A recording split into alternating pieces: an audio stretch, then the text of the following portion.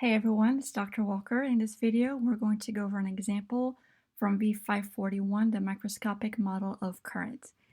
In this example, we're going to calculate the drift speed of the electrons in a copper wire. And I hinted in the video that this drift speed is actually a lot smaller than we expect. Let's take a look. We have a 12 gauge copper wire, and it has a cross-sectional area of, let's write it down, area is 3.31 times 10 to the negative 6 meters squared. It has a constant current of 10 amps, so that's the average current, is going to be 10 amps. We're looking for the drift speed, which is V sub d. It says assume each copper atom contributes one free electron to the current, and we're given the density of the copper. So density of copper, we can go ahead and convert it to kilograms per meters cubed. The conversion from grams per centimeters cubed to kilograms per meters cubed, you just multiply by 1,000. I remember that by thinking about the density of water, which is 1 gram per centimeters cubed, and it's 1,000 kilograms per meters cubed.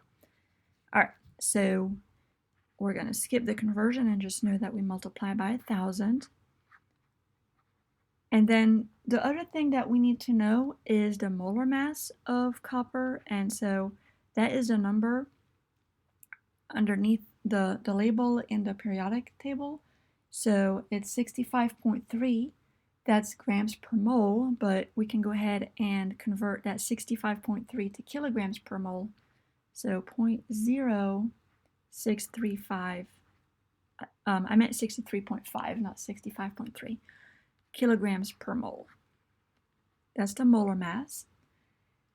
And the other things that we're going to need to know, we have to remember a lot of chemistry here, is Avogadro's number, which is 6.02 times 10 to the 23rd. Remember that a mole of any substance contains Avogadro's number of atoms. And the charge of our mobile carriers is E, and we can just look at the positive number, 1.6 times 10 to the negative 19 coulombs. So we do have a lot of numbers to plug in and a lot of chemistry to remember, but that's okay. So if we look at our expression for the drift velocity, it's the average current divided by NQA. N is the number of mobile charge carriers per volume, which are the electrons. And so you can think of N as the electron density, right? The number of charges per volume. That's the only variable that we're missing. We have the I average, the Q, and the A already defined here. So to find N, that's the tricky part. We can think of it as the number per volume. So we can think of it as, well, how many do we have in 1 mole, right? We have Na atoms in 1 mole.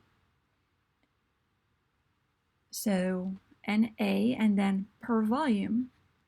So this would be the electron density. We have Avogadro's number of atoms in 1 mole, and then we just need the volume of 1 mole of that substance. So then we need to go to the side again. Let's do a different colored little side here. The density of the copper is mass per volume, where this can be the mass of 1 mole and this can be the volume of 1 mole, since this here is the volume of 1 mole. So volume is equal to the mass of 1 mole times the density. And we can go ahead and plug that in here. So we're going to have N times rho over M. So that was kind of the hard part, remembering all of these different quantities and how they relate to each other. And now it's a plug and chug. So the drift speed is going to equal to, let's go ahead and just plug in our variables one more time before we plug in the numbers. So if we divide by N, we're going to have Na rho in the denominator, molar mass in the numerator, and we're going to have Q and A. All right, so we're going to plug in all of these values. 10 times 0.0635 divided by 6.02 times 10 to the 23rd, Avogadro's number, times the density, which is 8920, times the charge, which is 1.6 times 10 to the negative 19 coulombs, times the area, which is 3.31 times 10 to the negative 6.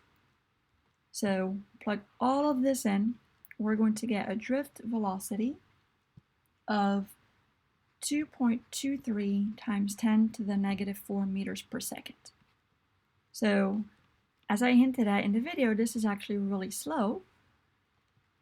If you think about electrons moving at this speed, that means that if they are traveling 1 meter, it would take them about 75 minutes. So it begs the question, well then how come if you turn on the switch, the light turns on automatically? You don't have to wait that long for the light to turn on. And the way I like to think of it is, if I think of my conductor, my wire, right, and my electrons flowing, well, the electrons are already everywhere in the wire. So you don't have to wait for an electron to move from one end of the wire to the other. And we can think positive charges, since that's for current, we look at the positive charges, but you can just think as, well, a positive charge that's already here on this side is going to move instantaneously as the electric field is set up, and then charges are going to keep entering and exiting almost instantaneously, even if it takes the charges time to travel the whole distance of the conductor due to all the collisions with the electrons and atoms.